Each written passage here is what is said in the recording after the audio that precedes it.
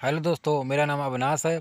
आज हम आपके लिए बहुत अच्छी कहानी लेकर आए, दादा और पोते की दिल छूने वाली कहानी। कपिल उन्नाव की एक प्राइवेट कंपनी में कार्य करता है। उसका परिवार भी वहाँ उसके साथ ही रहता है। उसकी पत्नी, एक बेटा और उसके वृद्ध पिताजी। आजकल कपिल के पिता अक्सर बीमार ही रहा करते थे। उम्र अधिक होने की वजह से उनकी तबीयत लगातार खराब होती जा रही थी। कपिल ऑफिस और पिताजी की बीमारी में बहुत अधिक उलझता जा रहा था। एक दिन कपिल के पिता की तबीयत बहुत अधिक खराब हो गई।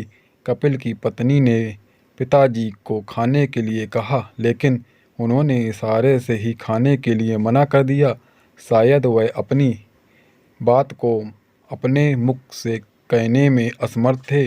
वह मन ही मन यह सोचकर परेशान होते रहते थे कि मैं सभी के लिए बोझ बन गया हूँ। अब वह न तो किसी से अधिक बात करते थे और न ही ठीक प्रकार से खाना खा रहे थे। बार बार खाने के लिए मना करने पर कपिल और उसकी पत्नी तंग आ गए और कपिल बड़े ही जोर से अपने पिता पर चिल्ला उठा।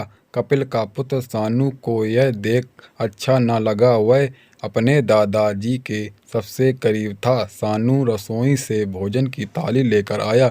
उसने अपने हाथ से रोटी का एक निवाला लिया और दादाजी की ओर बढ़ाया। दादाजी ने सानू का हाथ पकड़ लिया और फिर से इशारे से खाने के लिए मना किया। जैसे ही सानू को दादाजी के हाथ का स्पर्श हुआ तो उसे दादाजी का हाथ बहुत गर्म महसूस हुआ। सानू ने जल्द ही थर्मामीटर लिया और दादाजी का तापमान चेक किया।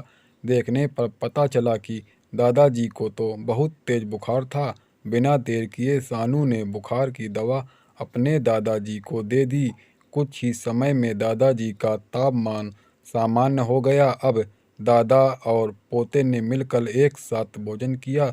दादाजी अब पहले से खुश नजर आ रहे थे। यह देख कपिल और उसकी पत्नी अपने आप पर बहुत शर्मिंदा हुआ।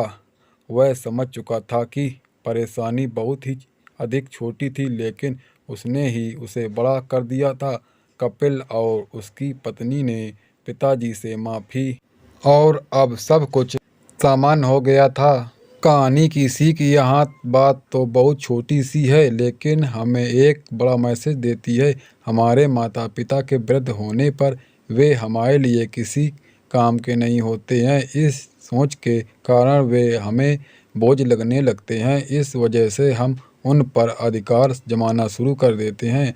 शायद हम सब ये भूल जाते हैं कि जब हम बचपन में अपनी परेशानी को ठीक प्रकार से नहीं बता पाते थे तो हमारे माता पिता बड़े ही प्यार से हमारी परेशानी को हल करते थे। लेकिन जब माता पिता इतने असमर्थ नहीं होते हैं कि अपनी परेशानी हमें बता पाएँ, तो यह हमारा कर्तव्य बनता है कि हम भी उनकी परेशानी को उतने ही प्यार से दूर करें, उन्हें ठीक प्रकार से समझें। हम वह गलती ना करें जो कपिल कर रहा था। समस्या बहुत ही छोटी सी थी, लेकिन कपिल के पास इतना समय नहीं था कि वह कुछ देर अपने पिताजी के पास बैठकर उनकी समस्या को समाधान में बदल सके।